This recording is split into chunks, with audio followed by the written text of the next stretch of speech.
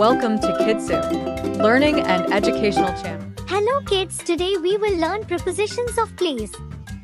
Let's start. Where is the ball? Ball is on the table.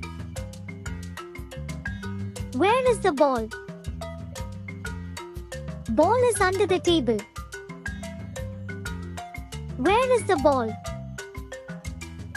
Ball is besides the box.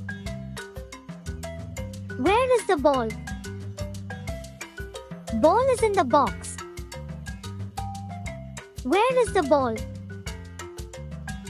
Ball is between the boxes. Where is the ball?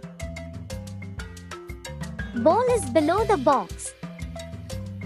Where is the ball? Ball is above the box. Where is the ball? Ball is in front of the box. Where is the ball? Ball is behind the box. Where is the ball? Ball is near the box. Where is the ball? Ball is far from the box. Where is the ball? Ball is among the boxes.